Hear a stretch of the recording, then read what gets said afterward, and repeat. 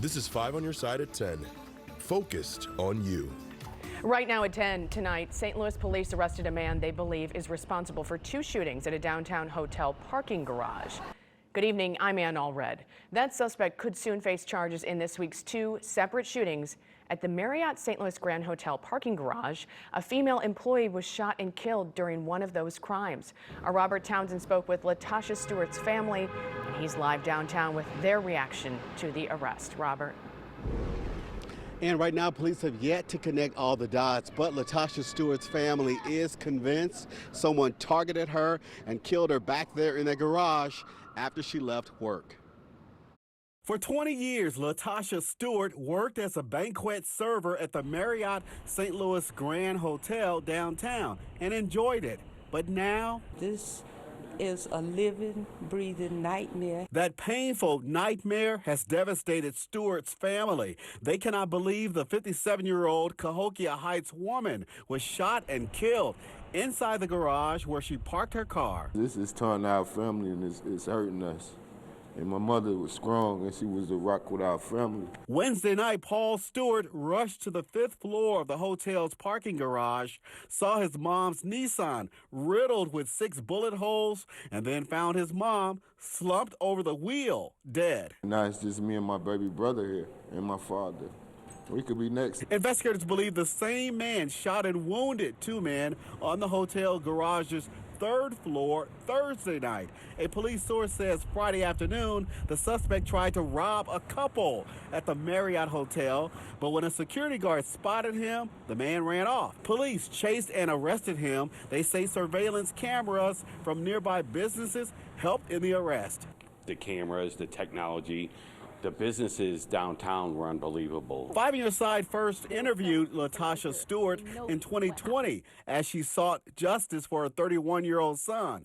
Someone shot and killed Gregory Stewart in East St. Louis. His killer still not caught. Latasha Stewart's family and our police sources believe the mom was targeted. She was always very nice. Crime Stoppers spokesperson last talked to Latasha Stewart on Tuesday. Her sole reason for being was to find out why her son was killed. The Stewart clan is still well and alive, and we'll be coming back. Now, police source says ballistic evidence has linked the 2 shootings at this hotel garage. Tonight, you can see police have now put this mobile surveillance camera system out here to keep track on this area. As for that suspect, he is still sitting in jail tonight. We're live downtown. I'm Robert Townsend, 5 on Your Side. Developing tonight, a woman is recovering after she was grazed by a bullet in North St. Louis. 2 hours ago, officers responded to the shooting on Lookaway Drive. They found the victim, who was grazed in the neck. Police say she is expected to be okay. No word on what led up to that shooting. Tonight, St. Louis County Police are investigating a deadly shooting in Country Club Hills. The shooting happened just before noon in a parking lot on West Florissant Avenue near Jennings Station Road. The male victim was taken to the hospital where he later died. Anyone with information should call St. Louis County Police or remain anonymous by calling Crime Stoppers at 866-371-TIPS. Now to the latest developments involving outgoing St. Louis Circuit Attorney Kim Gardner. Today, the man who led the fight to remove her from office sat down with 5 on Your Side. Our Brent Solomon joins us now. And Brent, does Gardner's resignation mean the Attorney General's going to let this go, rest his case? Not at all. AG Andrew Bailey says he wants Gardner to step down sooner than when she's planning on doing it, June 1st. Take a look at this video that we've been following for you.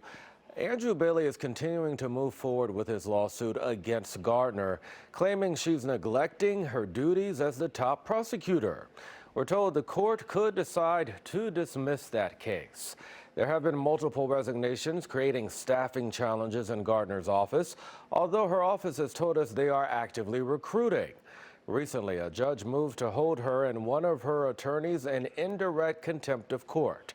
They're expected to go to court on that matter at the end of the month. As for Bailey, he's pushing for the circuit attorney to speed up her departure. She's dedicated to staying in the office until June 1st, and there's no possible rational reason for her to stay that long. I mean, her office has been described as a rudderless ship of chaos, so it's not as if she needs more time to do an orderly transition. So she needs to be out of office now so the rebuild process can begin, so we can restore the rule of law and start finding justice for victims. Now, Gardner has not yet agreed to any local media interviews, although she addressed a group of her supporters today. Many of them posting on social media they never wanted her to resign. She said in a statement she's doing it for the voters, volunteering to step down amid attempts to take down a person the people elected. Several people contacted 5 on Your Side saying Kim Gardner's office mismanaged their cases. A domestic violence victim is sharing her story with us, and we're keeping her anonymous for her safety. She tells 5 on Your Side her abuser beat her several times and once tried to kill her. But during the investigation, Gardner's office never returned her calls or her emails. The victim says the circuit attorney's inaction made her feel helpless.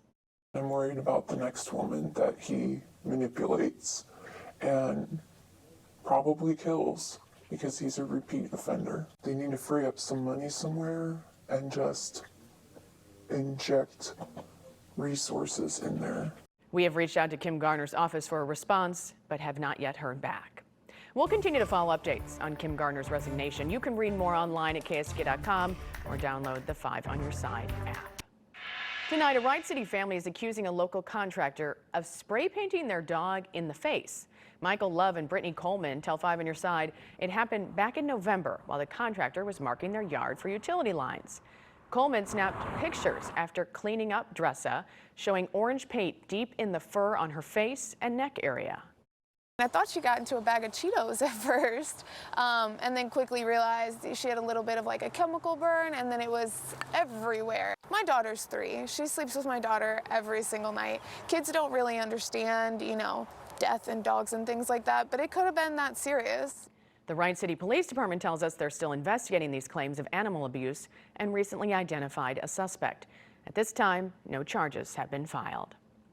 Today, Andy Cohen was added to the St. Louis Walk of Fame on the Del Mar Loop. A ceremony was held this afternoon outside the Moonrise Hotel to honor the St. Louis native. He graduated from Clayton High School in 1986 and began a career in television, creating a name for himself in pop culture. The Bravo producer and talk show host says he's honored to get a star in his hometown. We did this in Hollywood last year, but I gotta tell you, there is no place like home. Really. And there is no place like this legendary strip in U City, the Loop. You can watch the entire ceremony right now on the As Seen on TV section of ksdk.com and 5 on Your Side's YouTube channel. It's Cinco de Mayo, and Keener Plaza was the place to be earlier today. That's where the first ever St. Louis Taco Fest took place. Organizers brought together music, food, crafts, and vendors for the yearly Mexican celebration. It's peaceful. You know, we get, people have their opinions about St. Louis, but if they come down here tonight, they will actually see what our city is about, and it's about peace, it's about love, togetherness, and culture. If you didn't make it to Keener Plaza today, check out the Cherokee Street Cinco de Mayo Festival tomorrow. It is from 11 a.m. until 8 p.m. and runs on Cherokee from Nebraska to Jefferson. Let's get a first check of your forecast tonight with meteorologist Gary Frank. Yeah, we are still dry at this moment. We're just trying to get some rain here, and that's what we've been dealing with over the last few hours.